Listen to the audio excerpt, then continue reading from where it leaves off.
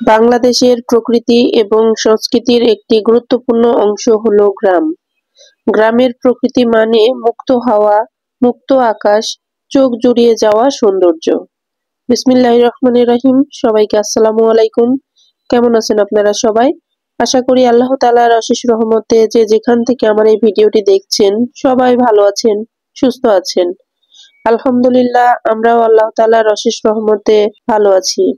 তো এই যে এটা আমার শ্বশুর বাড়ি, আর বাড়ির পাশে যে খেজুর গাছ, লম্বা একটি খেজুর গাছ, মস্ত বড়। তো খেজুর গাছে এই যে হাঁড়ি বাঁধানো রয়েছে রস সংগ্রহের জন্য। তো একদম মেন গেটের সাথেই এই গাছটি অবস্থিত। গত ভিডিওতে আমি বাপের বাড়ির সবাই মিলে আড্ডা দেওয়ার বেশ কিছু অংশ আপনাদের দেখিয়েছি। আজকে আমি শ্বশুর বাড়ি এসেছি, আর শ্বশুর বাড়ি এসে প্রথমে বাড়িটা দেখিয়ে দিলাম। আমার এটা শ্বশুর বাড়ি, আর এই যে শ্বশুর বাড়ি সকাল হলেই আমার বেশ কিছু কাজ করতে খুব ভালো লাগে। এখানে টিনের উপরে আর কি, এখানে মাটির চুলা রয়েছে। আমাদের মাটির চুলার উপরে যে টিনগুলো রয়েছে, সেই টিনের উপরে আমি কবুতরকে খেতে দিয়েছি চাল, সরিষা দানা। এগুলো আমি কবুতরকে খেতে দিই। আমাদের বাসায় মাশাআল্লাহ অনেক কবুতর আছে। আর এই যে মুরগি, আমার বাসাতে আমার শাশুড়ি অনেক দেশি মুরগি পোষেন। তো এই যে সেই মুরগিগুলো, আমি মুরগিকে ধান দিয়েছি খেতে, চাল দিয়েছি। তো সকালবেলা আর কি, সকালবেলা এবং বিকেল বেলা এই দুই বেলাতে এদেরকে আমি খেতে দিতে খুব পছন্দ করি। আমার শাশুড়ি মাকে আমি বলে দিয়েছি যে এই কাজগুলো আমার করতে ভালো লাগে, আপনি করবেন না। তারপরে এই যে আমাদের গরু, গোয়াল ঘরে গরু রয়েছে। এই গরুর আশেপাশেই তো আমি যেতে পারি না। আমি অবশ্য এর আগে আপনাদের এক ভিডিওতে দেখিয়েছি, তারপরও পুনরায় দেখানোর চেষ্টা করছি। এই যে এই পাশে আমাদের দুইটা গরু বাঁধা রয়েছে। তো ওই পাশের ওই গরুটা একটু ছোট, বাছুর বলা যায়, আমরা ছোট গরুকে বাছুর বলি। আর এই তো এটা ষাঁড়, এতটাই মানে ওর এনার্জি যে কাছে গেলে ভয় লাগে। আমি দূর থেকে ভিডিও ক্লিপ নিচ্ছি, তাতেও দেখেন ষাঁড়টি কিভাবে মাথা নাড়াচ্ছে। তো এই পাশে এই যে আরেকটা আমাদের গাভীন গরু রয়েছে, এর একটা বাচ্চা হয়েছে। এই যে আমার শাশুড়ি এদেরকে খুব ভালোবাসে। শীতকাল দেখে যেহেতু এর বাচ্চা হয়েছে, এর একটু এক্সট্রা কেয়ার নিচ্ছে।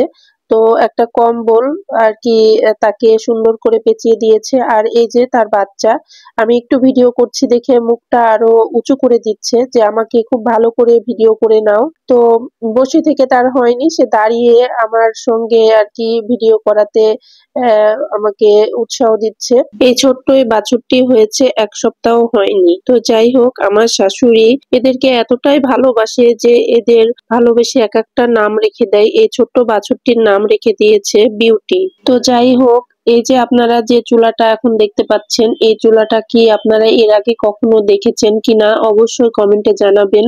একটি চুলা, 3টি মুখ। তো এই চুলাটার বিশেষত কারণ হচ্ছে আমাদের যেহেতু 4টে গরু এবং 4টে গরু থেকে ছোট একটা বাছুর হয়েছে। তো এতগুলো গরুর সকালে পানি খাওয়ানো, বিকেলে পানি খাওয়ানো, এই বিষয়গুলো হচ্ছে আমার শাশুড়ি শীতের সময় গরুকে কখনো ঠান্ডা পানি খাওয়ায় না, গরম পানি খাওয়ায়। তো গ্যাসে তো গরম পানি করে গরুকে খাওয়ানো সম্ভব না।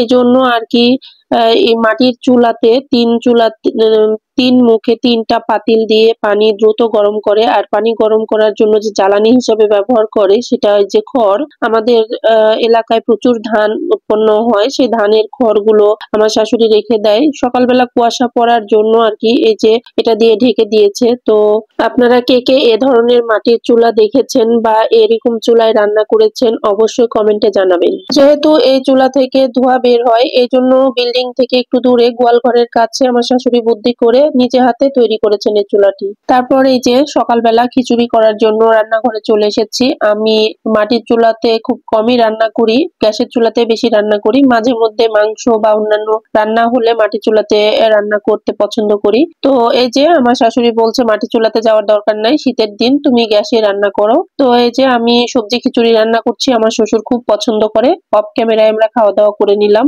তারপরে এই যে আমার শ্বশুর দুপুরে বাজার করে নিয়ে এসেছে। তো এই যে কি কি বাজার করে এসেছে সেগুলো আর কি আমি ব্যাগ থেকে বের করছি। যেহেতু গ্রামের বাড়িতে আমি কোনো স্ট্যান্ড নিয়ে যাইনি ভিডিও করার জন্য, এজন্য আর কি এক হাতে ভিডিও করছি, এক হাতে সবজিগুলো বের করছি।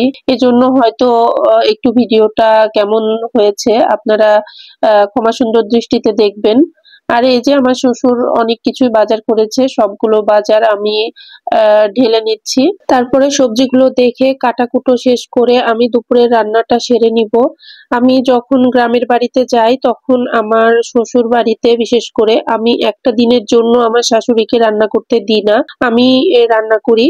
তো এই যে আমার শ্বশুর অনেকগুলো বাজার নিয়ে এসেছে, টমেটো, নতুন আলু, সিম, বেগুন, ফুলকপি।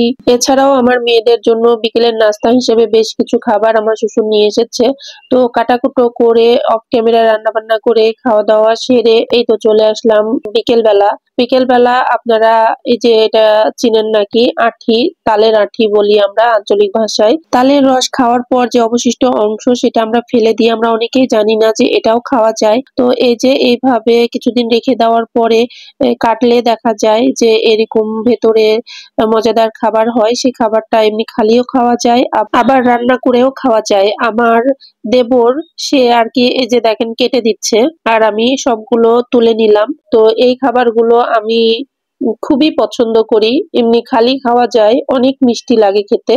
তো আমার শাশুড়ি খুব সুন্দরভাবে এটাকে আবার রান্না করে খাওয়ানো শিখিয়েছে, আমি জানতাম না আগে। তো এটা আর কি পায়েসের মধ্যে দিয়ে খাওয়া যায়। এছাড়াও দুধ, চিনি, নারিকেল দিয়েও সুন্দর করে রান্না করে খাওয়া যায়। এই তো আমার দেবর যেটুকু কেটে দিতে বলেছি সেটুকু কেটে দিয়েছে, আমি সুন্দর করে তুলে নিয়েছি। তারপর এই যে সন্ধ্যাবেলা মাগরিবের নামাজ কালাম পড়ে আমি নারিকেল কুড়াতে বসে পড়েছি।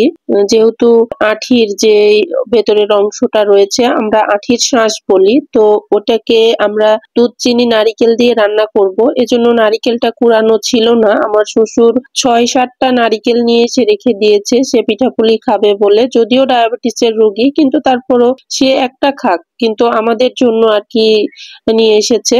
তো এই যে আমি এক হাতে ভিডিও করছি আর এক হাতে নারিকেলটা কুড়িয়ে নিচ্ছি। তো অলরেডি আমি 2টা নারিকেল কুড়িয়ে ফেলেছি কুড়ানো দিয়ে, আর এই যে আরো একটা রয়েছে।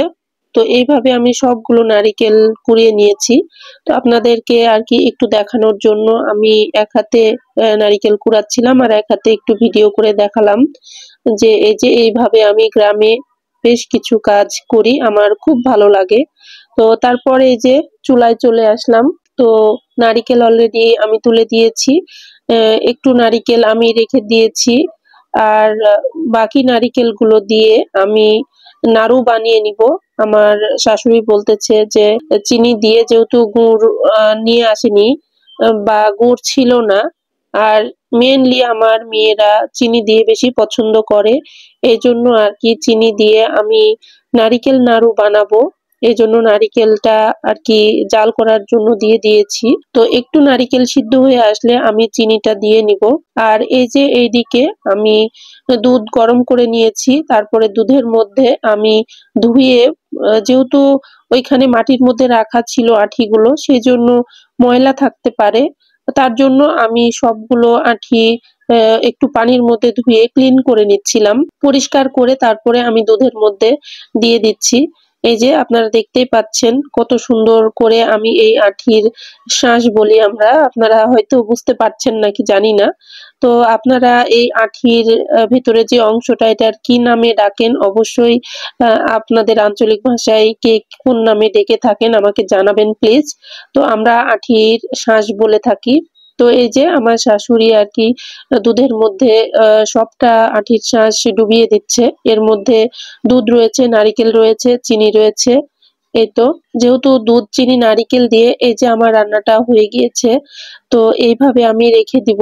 আর এটা খেতে যে কতটা মজা আপনারা না খেলে বুঝতে পারবেন না যে এটার স্বাদ কতটা। তো যারা খেয়েছেন তারা তো নিশ্চয়ই বুঝতে পেরেছেন যে এটার স্বাদ অনেক বেশি, আর যারা খাননি তারা অবশ্যই একবার হলেও ট্রাই করবেন। তো যেহেতু আমার শ্বশুর শাশুড়ি দুজনেই ডায়াবেটিসের রোগী, সেজন্য তাদের জন্য জিরো ক্যাল দিয়ে আমি একটু অন্য পাতিলে আঠির যে শাঁসটা রান্না করেছি, আর আমাদের সকলের জন্য এই বড় পাতিলে আমাদের জন্য রান্না করেছি, আর ছোট পাতিলে আমার শ্বশুর শাশুড়ির জন্য জিরো ক্যাল দিয়ে রান্না করেছি। তারপর এই যে সন্ধ্যাবেলা নারিকেলের পুরটা তৈরি হয়ে গিয়েছে, তো আমি নাড়ু বানিয়ে নিচ্ছি। আমি আর আমার শাশুড়ি দুজন মিলে সুন্দরভাবে নাড়ু বানিয়ে নিচ্ছি। তো যেহেতু গরম ছিল, আমার হাতে প্রচন্ড গরম লাগছিল, আমার শাশুড়ি খুব দ্রুত বানাতে পারছিল, যেটা আমি পারছিলাম না। যাই হোক, একটা বানাতে বানাতে আমার শাশুড়ি 2-3টা বানিয়ে ফেলছে। আমার শাশুড়ি মা অনেক গুণী এবং অনেক ভালো একটা মানুষ। আপনারা সবাই আমার শাশুড়ি মার জন্য অনেক অনেক দোয়া রাখবেন। এই নাড়ু বানাতে বানাতে আমি আপনাদের মাঝ থেকে বিদায় নিলাম। পরবর্তী অংশ নেক্সট ভিডিওতে দেখার আমন্ত্রণ রইল। আল্লাহ হাফেজ। আসসালামু আলাইকুম।